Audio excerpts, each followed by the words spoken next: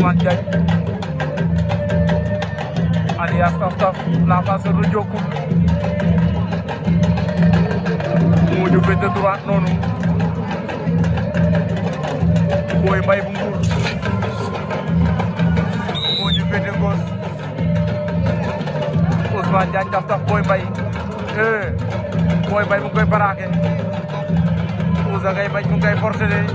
am na ngemb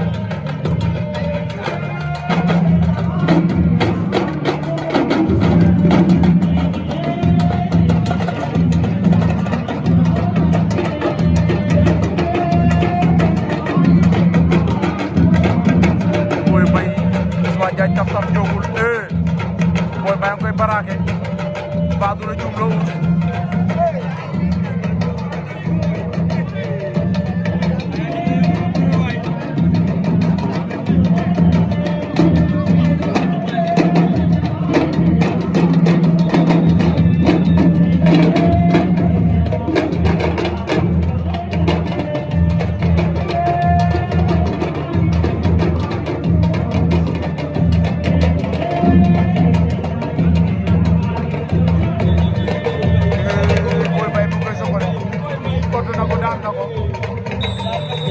Boy Mbaye bu Mbour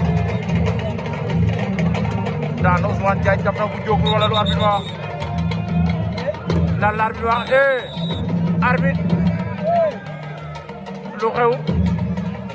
arbitre daa wuute at combat bi de arbitre est-ce que sit amul tamit ne ko arbitre est-ce que sit amul tamit gaw ma ne njaax am na foofu daa mel ni leer na de avertissement pour Boy Mbaye wala combat bi gën a seen diggante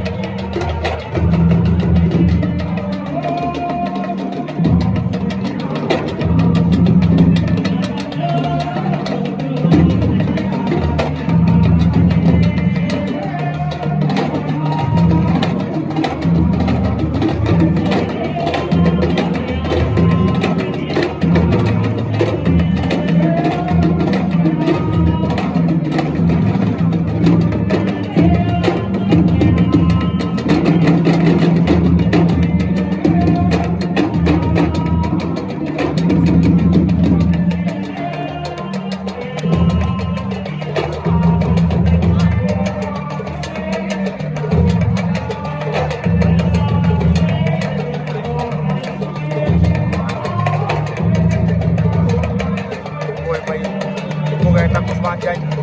waaye mooy doon Ouza day deux pieds loolu fooram la Boy Mbaye mu ngi koy kot waa Ouza la deux pieds waaw loolu fooram la da lay daan Taf Taf jógul daan na Boy Mbaye bu Mbour